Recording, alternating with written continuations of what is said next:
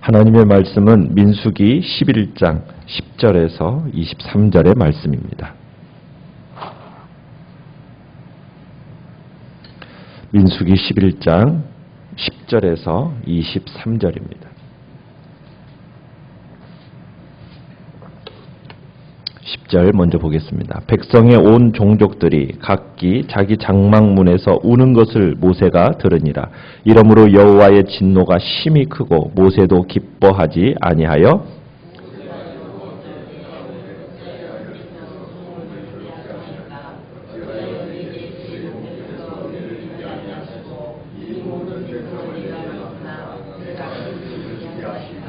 이 모든 백성을 내가 배웠나이까 내가 그들을 낳았나이까 어찌 주께서 내게 양육하는 아버지가 젖먹는 아이를 품듯 그들을 품에 품고 주께서 그들의 열조에게 맹세하신 땅으로 가라 하시나이까.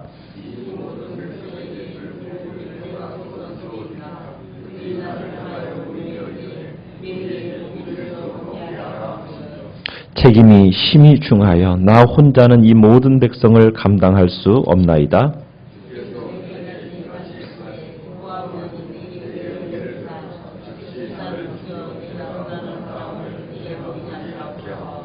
여호와께서 모세에게 이르시되 이스라엘 노인 중에 내가 알기로 백성의 장로와 지도자가 될 만한 자 70명을 모아 내게 데리고 와 회막에 이르러 거기서 너와 함께 서게 하라.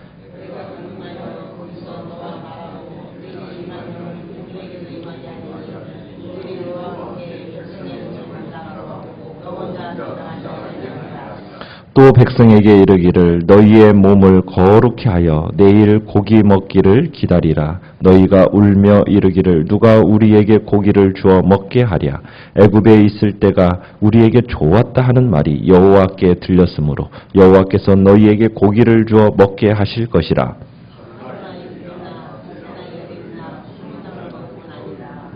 냄새도 싫어하기까지 한 달 동안 먹게 하시리니 이는 너희가 너희 중에 계시는 여호와를 멸시하고 그 앞에서 울며 이르기를 우리가 어찌하여 애굽에서 나왔던가 함이라 하라.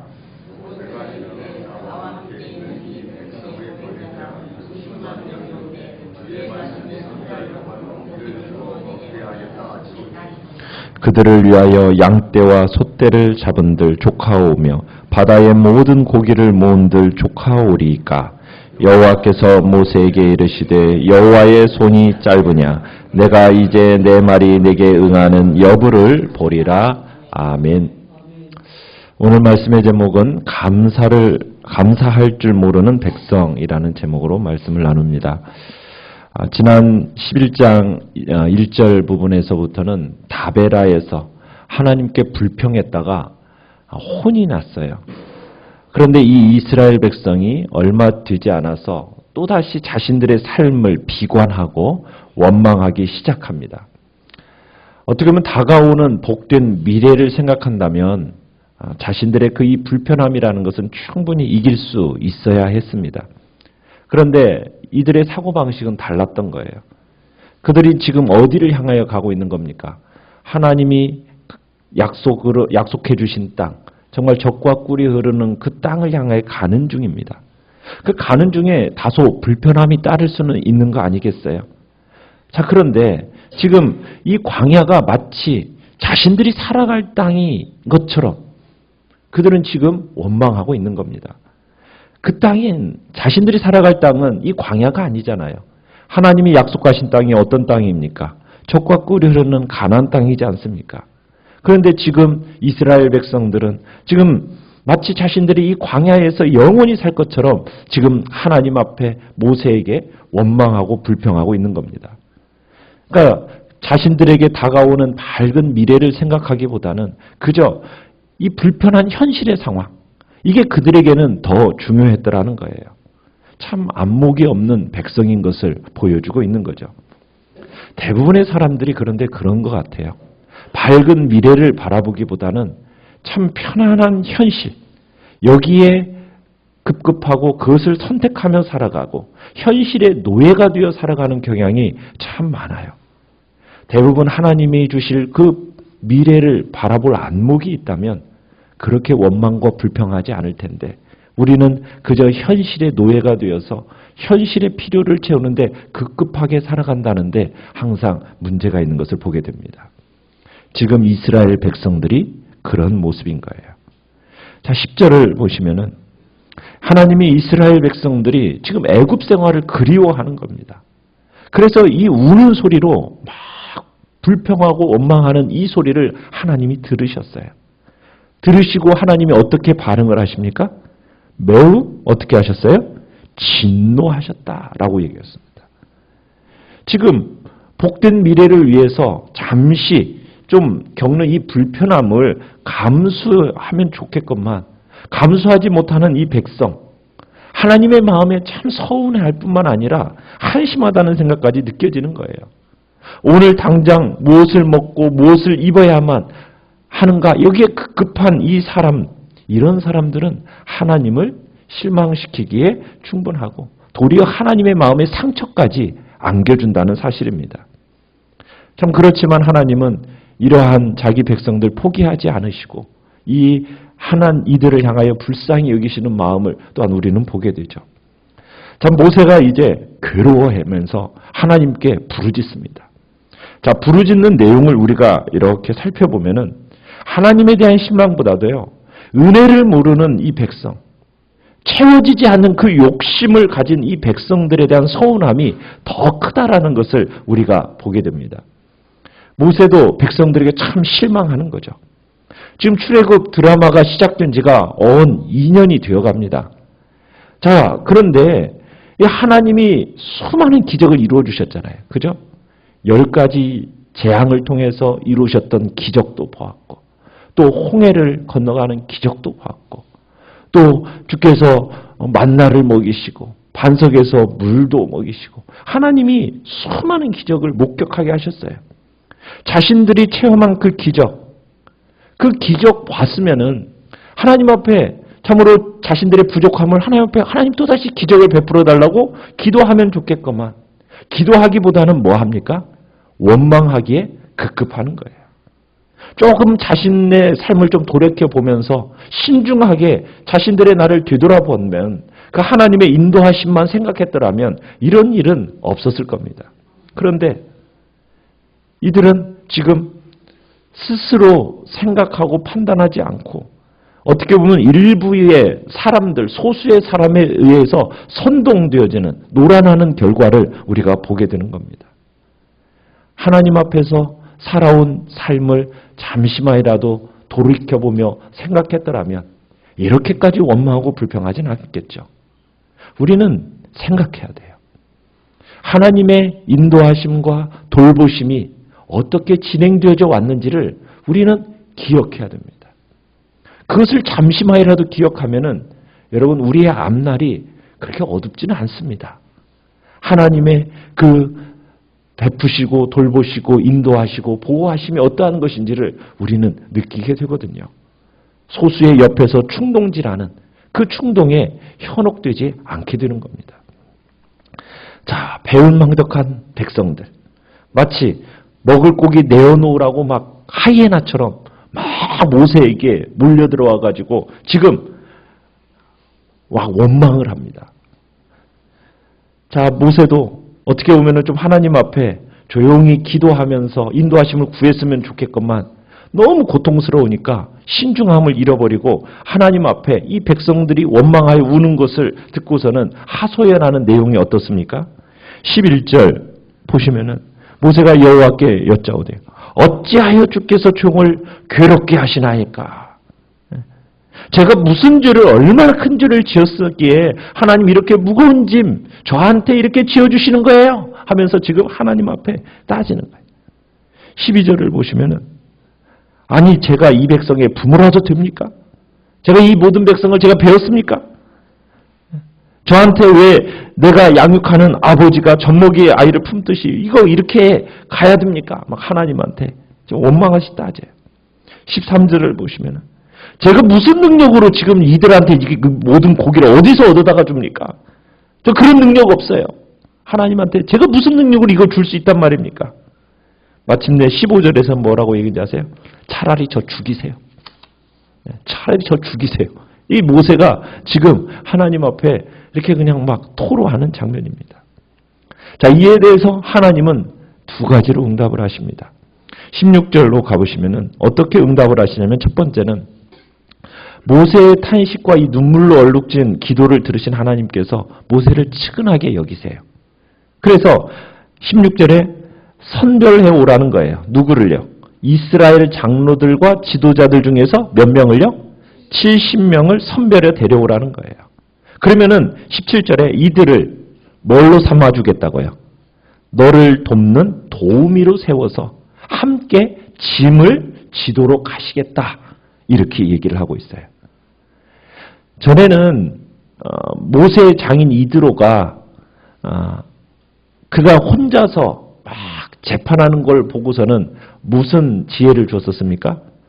천부장, 백부장, 50부장, 패장 이런 사람들을 세우도록 그렇게 지혜를 주면서 짐을 덜게 했었잖아요. 그런데 이번에는 하나님이 직접 모세에게 도우미들을 주시는 거예요. 사역으로 인해서 지게 된 짐이 너무 무거우니까 그 무거운 짐으로 인해서 하나님께 힘들다고 하소연하니까 하나님께서 하나의 대안을 주시는 거죠. 네 진 짐이 무겁다고 판단하면 여러분들이 진 짐이 무겁다고 판단이 되면은 하나님 앞에 기도하세요. 그러면 하나님이 어떻게 해주신다고요? 그 짐을 같이 질 자를 붙여주신다는 거예요. 성도가 서로의 짐을 져주는 것은 그리스도인의 의무거든요. 어쨌든 서로 짐을 여럿이 나눠질 수 있도록 하나님께서 70명의 장로들을 세우도록 하십니다. 그들에게 뭐라고까지 얘기하셔요? 17절에 보면은 그들이 이제 혼자 담당하지 않도록 해주시면서 그들에게 뭘 주시느냐면 성령을 보내주실 것도 약속을 하고 계시는 거죠. 자, 그러면서 하나님이 이제 또 모세에게 뭘 또 준비하도록 하시냐면 18절에 보시면은 다음날 고기 먹을 준비를 철저히 하도록 당부를 하십니다. 자, 그러면서 뭐 하래요? 몸을 거룩히 하라. 그렇게 얘기합니다. 몸을 거룩히 하라. 몸을 거룩히 하라는 얘기는 뭐냐면 옷을 빨아입고 목욕을 하는 등 몸과 마음을 정결하게 하라는 얘기입니다. 보통 이스라엘 백성들이 제물을 드리기 전에 취하는 자세, 그 자세를 하나님이 요구하고 계시는 거죠. 자, 그러면서 하나님이 이스라엘의 이 고기 타령을 들으셨고 어떻게 하시겠다고 지금 말씀하고 계십니까? 질려서 물리도록 고기를 주시겠대요. 하루 이틀이 아니고 20날도 아니고 얼마 동안요? 20절에 보니까 냄새가 싫어하기까지 한 달 동안 먹이시겠다고 지금 약속하시는 걸 보게 돼요. 여러분, 이렇게 한 달 동안 먹이시겠다고 하시는 이유는 뭘까요? 먹을 수 있는 데만 한번 먹어보라는 거죠. 한번 질리도록 한번 고기 먹게 해주시겠다는 거죠. 이게 하나님의 뭐에서 비롯된 거냐면 분노심에서 지금 비롯된 겁니다. 그러니까 하나님의 백성의 요구를 들어주시기는 하는데 그들의 불평에 하나님이 지금 진노하고 계심을 알 수 있는 대목이에요. 못된 소리로 막 하나님을 원망하니까 하나님이 지금 화가 나신 거죠. 그 화나신 상태 가운데서 내려주시는데 여러분, 이 풍요로움은 축복일까요? 저주일까요? 여러분, 이 축복이 아닙니다. 여러분, 마지막 이제 33절, 34절에 가보면은 어떤 일이 일어나요? 이 사이에 고기가 씹히기도 전에 하나님께서 진노하셔서 어떻게 합니까? 그들을 치십니다. 원망하고 불평하는 그 자들에 대해서 하나님이 치셔요. 여러분, 하나님께 원망과 불평으로 내려오는 풍요로움이라는 것은 그건 축복이 아닙니다. 심판이에요. 매출하기로 인해서 어떻게 보면 이스라엘 백성은 심판을 받게 되는 거죠. 자, 그런데 하나님이 이렇게 이제 질리도록 먹여주겠다고 하니까 모세의 반응은 또 어떻습니까? 21절부터 보시면은 하나님의 말씀을 들은 모세의 반응이 어때요? 믿을 수 없다는 반론을 제시해요. 아니, 장정이 60만 명, 아니 애들, 노인까지 다 포함하면 200만 명 이상이 넘는 이 사람들 하루도 아니고 얼마 동안요? 한 달 동안이나 고기를 먹이겠다는 거예요. 아니, 이게 지금 이게 인간의 생각으로 가능이나 한 일이겠습니까? 이게 가능하지 못하다는 거죠. 그러니까 모세가 지금 어떻게 보면 영적인 늪에 빠져 있다는 것을 우리가 짐작할 수 있는데 하나님께서 지금 수많은 그런 기적을 베풀어 오셨잖아요. 그죠? 홍해가 갈라지는 기적도 목격했잖아요. 시내산 밑에서 1년 동안 지내면서 하나님이 주신 거 먹고 살았잖아요. 그런데도 불구하고 지금 모세도 불신의 질문을 지금 던지는 것을 보게 돼요. 왜 그랬을까요? 모세도 지금 어떻게 보면 그의 눈이 더 이상 하나님을 바라보고 있지 않는 거예요. 뭐 하고 있는 겁니까? 자신의 주변 상황과 환경만 바라보고 있는 거예요. 정황만 바라보고 있는 거예요. 그래서 지금 이와 같은 반응을 보이고 있는 겁니다. 여러분, 우리의 눈이요, 상황과 환경에 고정이 되어 있으면요, 주변 환경과 정황만을 자꾸 바라보면요, 우리의 마음도 이렇게 똑같이 돼요. 이런 결론에 치닫게 되는 거예요. 믿음의 한계는 우리가 무엇을 바라보고 있느냐, 이것에 의해서 결정이 되는 겁니다. 우리가 무엇을 바라보느냐, 우리가 무한하신 하나님을, 그 능력 전능하신 하나님을 바라보는 그 믿음을 가지면 불가능한 일이 있습니까? 없습니까? 불가능한 일이 없죠. 그 불가능한 일을 바라보고 기대하게 되죠. 그런데 우리가 상황과 환경과 정황만 바라보면은, 그러면은 원망하고 기대가 사라지고 그 마음에 어떻게 이런 일이 하면서 하나님을 향해서 이렇게 불신의 마음을 품게 된다는 거예요. 하나님이 불신하는 모세 어떻게 말씀하십니까? 23절에 야, 내 손이 짧아졌냐? 그죠? 여호와의 손이 짧으냐? 내게 무슨 능력의 한계가 있느냐? 내가 이런 일 못하겠느냐? 지금 하나님이 말씀을 하시는 거예요. 이스라엘 사람들이 지켜보는 앞에서 홍해를 갈랐던 하나님, 그 하나님이 변하셨습니까? 그럴 리가 없잖아요. 문제는 뭐예요? 이스라엘과 모세의 이 비뚤어진 신앙이 있었다라는 거예요. 하나님께 문제가 있는 게 아니지 않습니까? 영적으로 어떻게 보면은 지금 침체되어 있고 고갈되어 있는 모세에게 문제가 있는 거지 하나님께 문제가 있는 것이 아니에요. 다시 한번 하나님의 기적을 체험하면서 그분의 능력을 실감해야 될 필요성이 있게 된 거죠. 하나님께서는 모세로 하여금 영적인 회복을 이룰 수 있도록 하나님께서 또 능력을 베풀어 주세요. 사랑하는 성도 여러분, 우리에게 주어진 것에 만족할 줄 모르는 사람은요, 결코 행복할 수가 없습니다. 항상 내게 주어진 것, 그것보다도 더 좋은 것을 바라보고 더 좋은 것을 차지하게 되면 행복해질 거라고 여러분 생각한다면 그건 착각입니다. 절대로 그렇지가 않아요. 인간은 늘 새로운 거 원해요. 새로운 걸 통해서 자신의 욕구를 충족시키고 그것이 행복을 느끼게 될 것이라고 생각을 하지만 여러분 아무리 좋은 거 갖다 줘도요, 그거 행복감 느끼는 거, 욕구가 충족되고 행복감 느끼는 것은 얼마나 갈까요? 여러분 얼마 못 갑니다. 잠깐 오면은 여러분 일단 소유에 따라는 좋은 느낌 잠시 가질지 못하냐, 잠시는 가지지만 그건 지속되는 게 아니에요. 또다시 그 욕망은 또다시 불일 듯이 일어나면서 새로운 거, 좋은 거, 그 끊임없이 찾고 소유하려고 막 욕심 부리는 거예요. 그러면서 자꾸 마치 바닷물을 먹으면 계속 뭐가 일어나듯이 갈증이 일어나는 것이 허탈감 속으로 인간은 그렇게 빠져들어가는 겁니다. 인간은 끊임없이 자기의 욕망에 대해서 새로운 것에 대해서 목말라 하지만 해 아래 새로운 것이 있어요, 없어요? 없어요. 평생을 만족을 전혀 모른 채 목말라 한 채 살아가는 거예요. 그게 바로 어떻게 보면 그렇게 살다가 죽는 서글픈 인생이 바로 세상 사람들입니다. 우리는 그렇게 살아갈 사람들이 아니죠. 세상 사람들처럼 끊임없이 원망하고 불평하고 여러분 뭔가 자기의 욕구를 채우고 욕망을 채우려고 살아가다가 인생 마감 짓는 그런 세상 사람들과 우리는 다르게 살아야죠. 우리는 어떤 존재들입니까? 하나님이 내게 주신 것 감사하고 만족할 줄 아는 사람이 되는 거예요. 자신에게 주어진 것 아무리 보잘것없을지라도 그것으로 인해서 기뻐하고 그 하나님 앞에 주어진 것에 감사할 줄 아는 마음을 가지는 사람, 그것을 주님은 기뻐 보시는 겁니다. 우리는 우리에게 주어진 그 상황과 환경 속에서 내게 주신 것에 대해서 감사하고 그것을 누릴 수 있는 자족한 마음을 갖기를 간절히 바랍니다. 우리는 어떤 상황, 어떤 환경 속에서도 정말 내게 필요에 따라 채워주셨고 그 채워주심에 만족하고 감사할 줄 알고 자족하는 마음.